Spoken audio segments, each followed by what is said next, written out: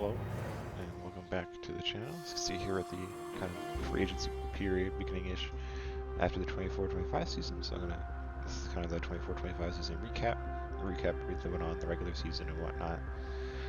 As you kind of see, we didn't win the cup this year. The Pittsburgh Penguins actually reverse swept the Vancouver Canucks in the Stanley Cup final, which is pretty wild. But yeah, we'll get into the kind of the season and whatnot, and the free agency moves and all that good stuff. Which you can probably notice one of them on the screen right now. We'll get into that in a second. So kind of in terms of the regular season, let's pull it up.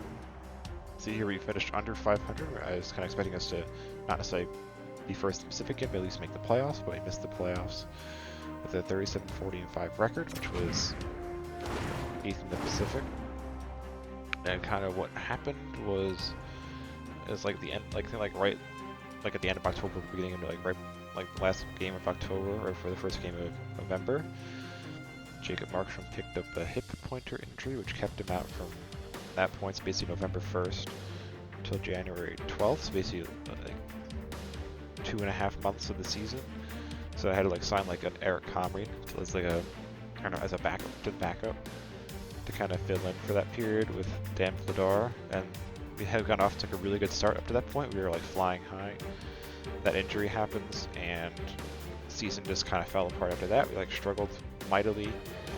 Kind of when Markstrom was out, we're kind of floating around-ish, like a wild card spot when he came back.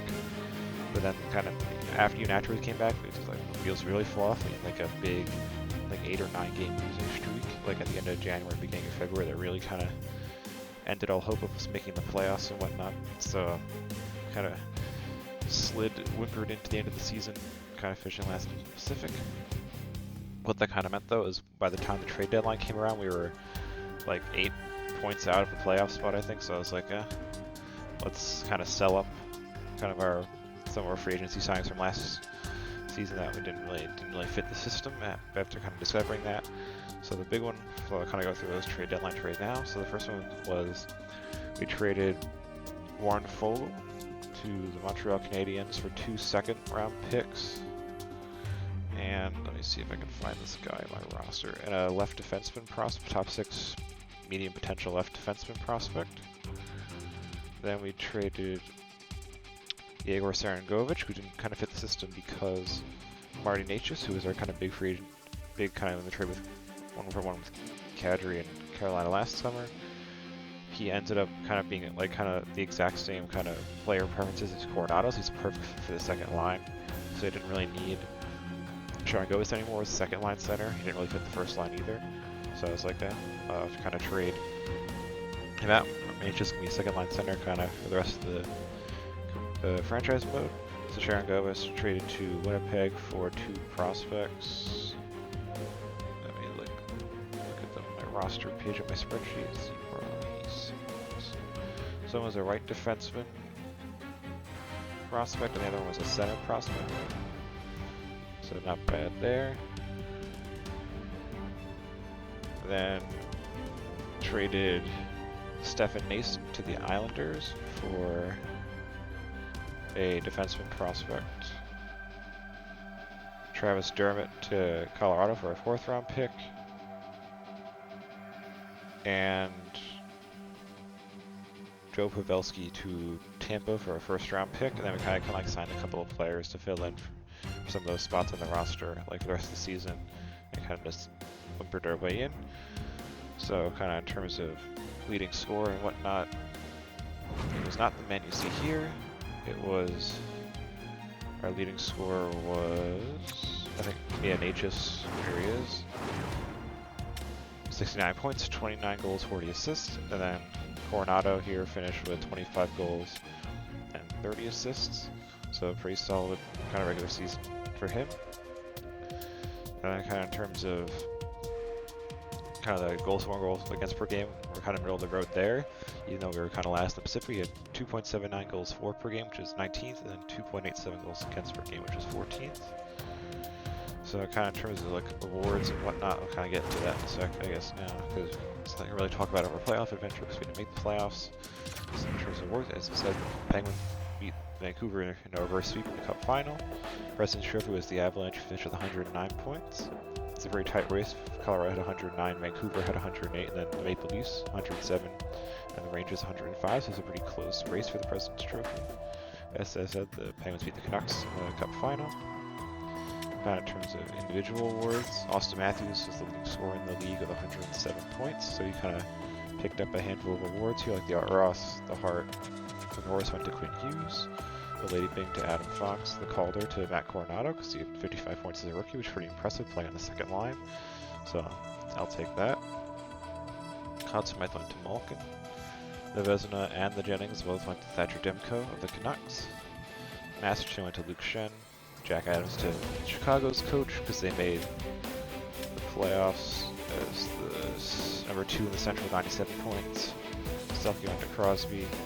Lindsay went to Matthews and the Rocket Short. Went to Nikita Kucherov. That's kind of it in terms of the awards and whatnot. Kind of in terms of the draft, we had like a bunch of picks, like early round picks. So I used those and got a bunch of decent. I got a couple of, like a handful of wingers, a center, an elite kind of potential goalie, and a couple of defensemen.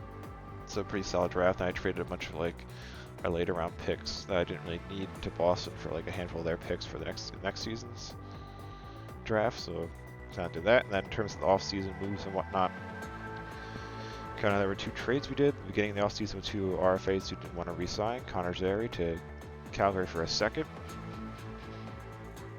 And then, so I forgot to put in my spreadsheet because I did the trade and then put it in my spreadsheet, so I gotta do that after this video. I can't finish. Oh no, I did put it in the spreadsheet already. Never mind. But yeah, then I traded Jeremy Poirier, a defensive prospect, to Vegas for Ivan Barbashev to be able to kind of try him out as our third line left winger, see how he fits.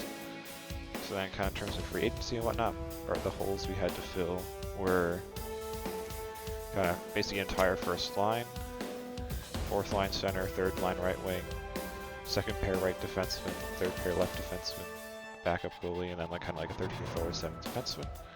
So kind of how those went down, we'll kind of go position by position. So center, we needed 3 centers, basically a 1st line center, 4th line center, and like 13th forward center. We can kind of play multiple positions to fill in. So the 1st line center, there weren't really any good options in the market, so I ended up kind of deciding bring Sam Bennett back to Calgary on a 1-year deal to kind of just try him out. Basically, if he somehow is like a perfect fit, we'll kind of probably keep him around. If not, kind of just either trade him at the deadline for missing the playoffs, or kind of just let him go at the end of the season if we don't. 4th line, I'm with Jack McVane here. Had a young guy with a little bit of potential, so you can kind of get on a 1-year deal, see if he fits the scheme and all that good stuff. And then kind of 13th forward is Stephen Lawrence. Down a left wing, I went with Pavel Buchnevich, as I kind of went big on the 1st line signings, because I was like, we had a ton of absolute ton of cap space, which now we have like none. But again, because a lot of these are temporary 1-year contracts, players would get traded or signed to potentially cheaper deals, longer term and whatnot, and the cap will go up. So we'll kind of be fine in that aspect as well. So Buchnevich, he had her 1-year contract, or kind of 1st line left winger. Well, here's kind of Barbashev, as I said, we picked him up in the trade to be our 3rd line left winger here. Here was the right wingers. We went out and got the prize in the free agency market.